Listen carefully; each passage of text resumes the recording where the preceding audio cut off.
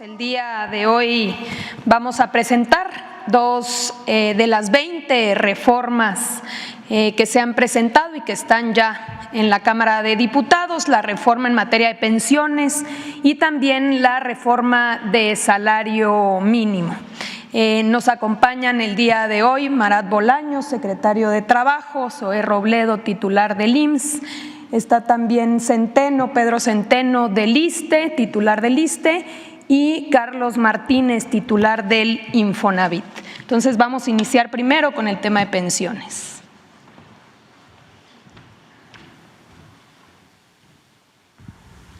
Muchísimas gracias. Bueno, como hemos dicho, una de las reformas fundamentales que hemos presentado tiene que ver con revertir los efectos de dos reformas dañinas en contra de los trabajadores que pasaron a cuentas individuales, lo que eran las pensiones, que es la reforma de 1997, aprobada en el sexenio de Zedillo, y de 2007, esta reforma aprobada en el sexenio de Felipe Calderón. ¿Cuáles fueron los efectos principales de estas reformas? La primera es que cientos de miles de trabajadores quedaron fuera de la posibilidad de tener una pensión. Y esto sucedió porque los requisitos aumentaron de un día a otro.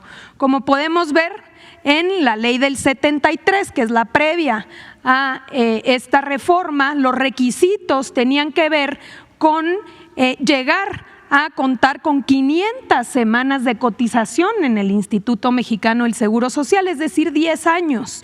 Y con la reforma se incrementó este requisito a 1,250 semanas, es decir, se tenía que contar con 24 años de cotización en el Instituto Mexicano del Seguro Social para poder contar con una pensión. ¿Qué sucedió? Pues que un importante porcentaje de los trabajadores se quedaron sin la posibilidad de contar con una pensión. Adelante. Pero también otro de los efectos tuvo que ver con pasar los recursos a cuentas individuales y que los rendimientos estaban dando porcentajes muy bajos del salario. Ya tenemos ejemplos de los primeros que se empezaron a jubilar bajo estas nuevas reglas y cómo el porcentaje de su salario disminuyó de forma significativa. En la ley del 73, los trabajadores están yendo con un promedio del 89% de su salario y ya con las nuevas reglas, en el caso de los que cotizan en el IMSS, con 27%, y en el caso de los trabajadores al servicio del Estado, que fueron impactados por la reforma del 2007, con 60%.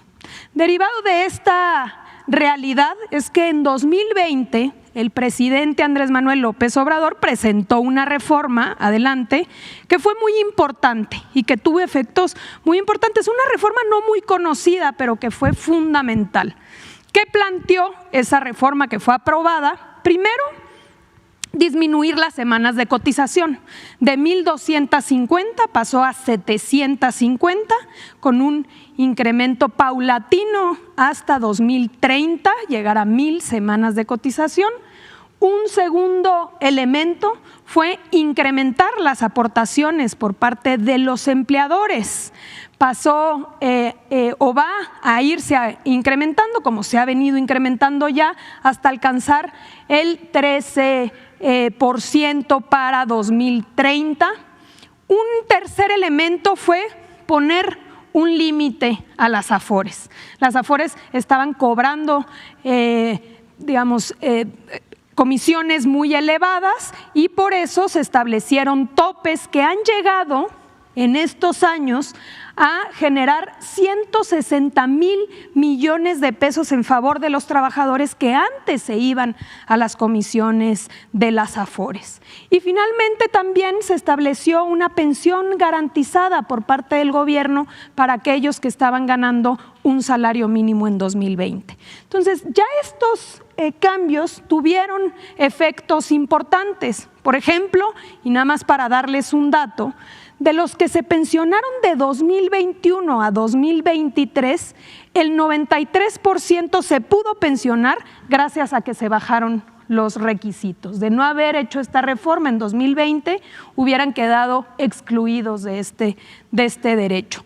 Y también ha impactado, y la proyección es precisamente que de 27% de la ley del 97, con todos estos cambios ahora se percibirá el 64% del salario de los trabajadores. Como pueden ver, fue importante, pero todavía no suficiente. Por eso llega la reforma o la propuesta de reforma de 2024. ¿Qué está planteando esta reforma? Que los trabajadores puedan irse con el 100% de su último salario, es decir, contar con un complemento solidario para todos aquellos que ganen o se pensionen con el salario promedio del Instituto Mexicano del Seguro Social. Estamos hablando de 16,777 pesos, es decir, contar con un fondo que pueda aportar para que este trabajador pueda irse con el 100% de su salario. ¿Cómo vamos a fondear este complemento? Adelante. También se establecen las fuentes de financiamiento ya en la ley. Estamos hablando de entrada de los recursos de las operaciones del instituto para devolverle al pueblo lo robado. Todo aquello que se confisca por parte de las fiscalías, producto de delitos que van al pueblo, al instituto para devolverle al pueblo lo robado, ahora van a ir a este fondo de pensiones para el bienestar. Número 2, a través de la liquidación de la financiera rural. Número 3, de la venta de los terrenos de Fonatur. Número 4, el cobro de los adeudos de entidades públicos que tienen con el IMSS, con el ISSSTE y con el SAT. Y finalmente de los recursos de la aplicación de los artículos 302 de la Ley del Seguro Social y del Infonavit, que hoy tienen las AFORES y que tiene que ver con la recuperación de cuentas. Todo esto va a ser un recurso, un capital semilla de 64,000 millones de pesos. También la ley prevé recursos complementarios cuando vayan sucediendo las siguientes circunstancias. Por ejemplo, los fideicomisos del Poder Judicial.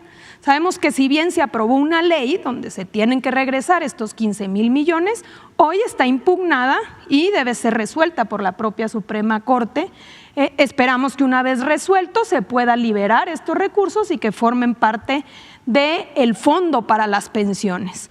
Número 2, los ahorros de la extinción de organismos autónomos. Otra de las reformas de las que habremos de hablar más adelante tienen que ver con la duplicidad de funciones y con extinguir estos órganos, entre comillas, autónomos. 25% de las utilidades que generen las empresas paraestatales que están a cargo de Sedena y Marina, donde aquí ya se establece el fin específico que serán las pensiones. Y finalmente la capitalización de los rendimientos generados por este propio fondo que irán teniendo con el tiempo. Adelante. Finalmente, decir a quiénes aplica esta reforma. A todos aquellos que tengan 65 años y que cumplan con los requisitos para tener una pensión y que se pensionen una vez aprobada la reforma y creado este fondo de pensiones para el bienestar.